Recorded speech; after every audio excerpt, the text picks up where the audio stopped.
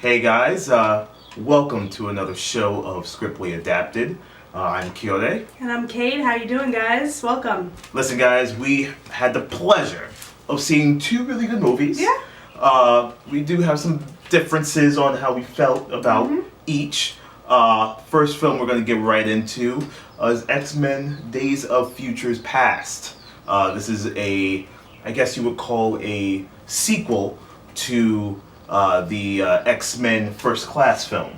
Awesome movie.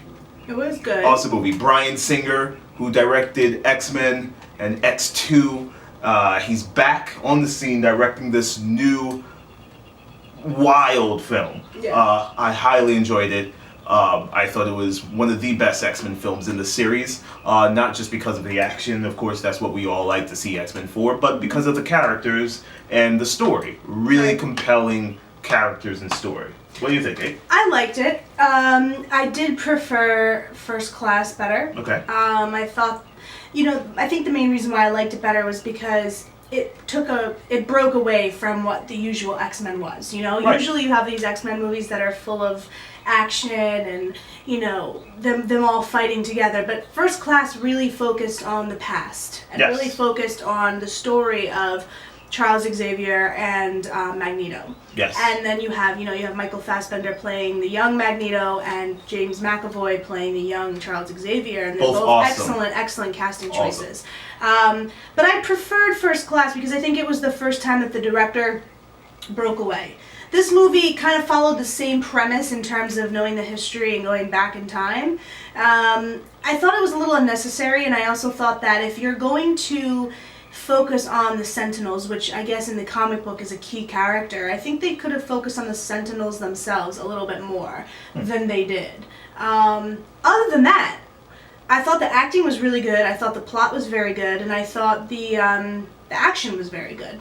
Well, I have to disagree with you on the Sentinels. The Sentinels are a key part of the X-Men story, but to give them more time than what they had in this film, I think would have taken away from what the story was trying to get out of what the story was all about. It was more about, in the long run, it was more about Charles and Magneto coming together to fight off this threat of their humanity, and to kind of come together and join forces and show that they could become a team and work together. I think it was more about that. The Sentinels I think they had their shine in the film. I thought you got a lot of enough Sentinel to get the gist of what could happen in the next film.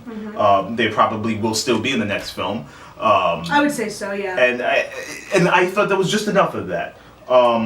As far as overall, I enjoyed this just as much as First Class. I thought First Class was great. I thought this was really good too.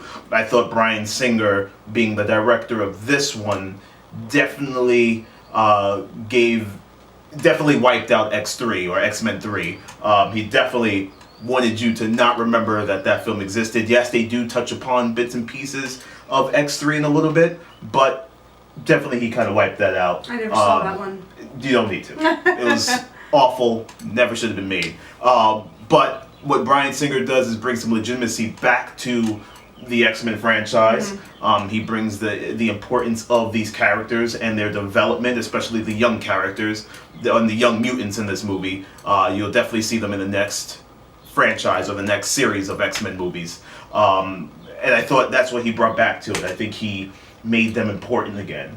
And I thought that's why I loved it so much. And then there was a bunch of quirkiness and some really great scenes of them being back in the 70s, Wolverine back in the 70s again, and living through that to kind of get Charles and Professor X and Magneto back together to realize that they need to work together to live on. Movies that go on and on and on, I'll always liken them to one scene in film history that I remembered. It was in one of the Matrix movies. I think it was the last one, where they're in the Keanu Reeves and some of the guys in this white room, and their dialogue is literally, I think, probably 15 or 30 minutes, and it's long and unnecessary. And that's sometimes when I feel like the backstory in a film is so unnecessary and too involved. That's what I always refer back to. But why did you? Because I just What? felt like it was too much talking. It was too much like awkward stares, like how much you mean to me. Like I just needed a little bit more action. I needed a little less talking, a little bit more action. I needed Mystique to be a little bit more involved with the bad guy who was trying to kill her. Right. Experiment on her. Yes. I think that there needed to be. I think that Bryan Singer should have done a little bit more cinematography to tell the story rather than dialogue. Dialogue is very important, but I feel like in a movie like X-Men, sometimes dialogue gets lost because that's not what people are expecting. They're expecting action.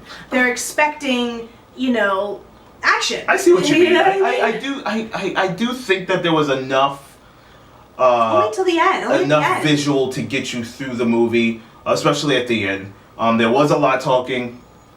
It's definitely a film that is definitely giving you a different perspective and a different look of an action superhero movie. Instead of just being an action and superhero movie, it tried to be a little more engaging as far as the drama is concerned, Right. and engaging as far as the story development and especially the characters. You see a lot of character development in this film as far as Charles That's and true. Xavier That's true. and Magneto's Yep. character, young and old. Even It's- Mystique too. Even you know? Mystique, you get a different side of Mystique, which I Yeah. really loved. Yeah. I felt like her character was that separatist kind of rogue renegade, freeing her people from oppression kind of thing. Right. So it definitely had some innuendos there. Definitely has some Definitely did. innuendos. And Brian definitely gives, he definitely makes it known that that's Mystique's role, because it's just so in your face. Yeah. Which was great because you don't really hear much about those type of characters. I mean, Mystique is big in the comics and in the cartoon, but yet with the last few movies that she was in, there was not much of development. But in this one, the total opposite. And she plays a huge role in this film. I have to say, I give it 2 thumbs up. It's one of my favorites so far of the summer, next to Captain America. Captain America was excellent. Not to But it is very good. It is one of my favorites, and I definitely think. Yes, it had some many flaws. There could have been a little more action, but it was so compelling overall that I didn't need it. I was like, wow, this is a solid film. Not just action film, not just X-Men film, not just superhero film, but this is a solid film. I didn't find anything drastically wrong with it to not give it a 2 thumbs up either. I thought it was a very good film. I did prefer First Class, but I thought it was very well done. The music was good. The acting was superb as per usual. And I love that the X-Men movies all have the same actors throughout, Yes. all of them. Very important to that's keep your so same actors, important. yes. I love that. Yes. So yeah, I thoroughly enjoyed it. I really did. I can't wait for the next one to come out. Awesome. So, Guys, what's next? well, one of my favorite childhood stories, some of you may agree, some of you may not, but with one of the nastiest villains was Sleeping Beauty.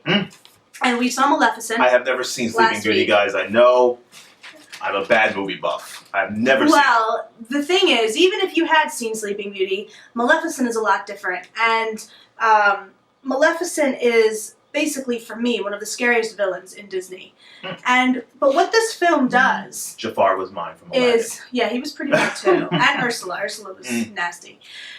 What this film does is it takes the story of Maleficent and not only shows you the story of Maleficent instead of Aurora, aka Sleeping Beauty, but what it does is it gives you a deep twist on it so that you get to imagine differently. And that's the beauty of I like that. Imagine representing. differently, yeah. That's the beauty of representing Disney. Is that's the whole point behind Disney. That was the whole point of Walt Disney's fantasies, was that Right. you got to imagine. And I think if you're not imagining differently and you're not using your mind to be different, you're just taking a story and learning it again by route, as my dad likes to say, you're not being creative. One scene that I felt that spoke volumes to me, it was probably the darkest scene of the film, was when Maleficent's wings are cut off. Yeah. Her wings are Yeah. a big part of who she is. It was almost part of her. It's like Samson having his hair cut off in Yes. the Bible almost. Yes, and She I didn't felt, feel strong and enough. the wings were cut off by her love, who also plays the king, who's really good. in the film. Actually, that's a very interesting comparison to that story in the Bible, because Delilah, who was Samson's love, winds up cutting his hair off. So Interesting. it was that's actually that just like I just thought about that, and I think it's a very interesting, kind of representation a little bit, or a comparison to that story. There's always going to be some kind of betrayal. Right, and this betrayal was huge because the winds were such a part of her. But she loved him, and she loved him, and he did, I feel, love her at first in the beginning, but I think the money and the power got to him, and he wanted more in his life, and he went out and clipped her wings as almost I guess. What would you say, a trophy? Well, yeah, but if you think about it, the king said, if whoever kills her and avenges me can take the throne. So it would have been very easy for Stefan to kill her, but it was because he still loved her. There was still love there. It was like, okay, I'm going to do this so I can still have what I want, but I'm not going to kill her, and she'll still be alive. She'll be weak, but she'll still be alive, and I won't have killed her. And I think it shows that that is the clearest representation of good versus evil in the film. And I think you have the personal struggle within, like the devil, and like, what do I do, like the little devil and the angel on the shoulders, like, what do I do, how do I get what I want and still not get rid of it? And I guess what my major point was is that I got that scene as being Maleficent almost being taken advantage of. Absolutely. Like a woman being taken advantage of, or being, violated sexually or whatnot, or just violated, period. And just the way she was walking through the woods and stumbling and hurting and in pain, I really got, that was so dark that I don't think many kids in the audience was really understanding what just happened, or what the director was trying to do there. What it also did was, and I think this was very interesting, it actually ties, and I love doing things like this, it actually ties into what you see throughout the film, and I don't want to give it away, but as you see her develop as a character and as a woman, that scene speaks volumes, because what it does is it shows you that she's not human, she's a fairy, but that she is human. Right. She's humane, she has feelings, she has a heart, she has this soft side to her, she's vulnerable. And I think that that's extremely important when you look at the grand scope of the rest of the film. Absolutely. Because that really shows you, and it almost it sets the tone for it. And it almost during the film when it goes into her changing and becoming this dark character. Almost as a person scorned, a woman scorned, or after revenge to the guy that hurt her and made her feel unwanted and lied to her and cheated her and hurt her in so many ways, physically and emotionally and mentally. So it was also a really deep love story. If you think about it, like, it was a really deep love story, centered around a Disney character that many of us know. And I mean, it was brilliantly done. I really thought it was done. So guys, this is our second edition of our new revised Scriptly Adapted. Stay tuned to our website. We're constantly updating it. It will be on our Facebook page as well. And stay tuned for our next show. Yeah. Later, guys. Thank you. Take care.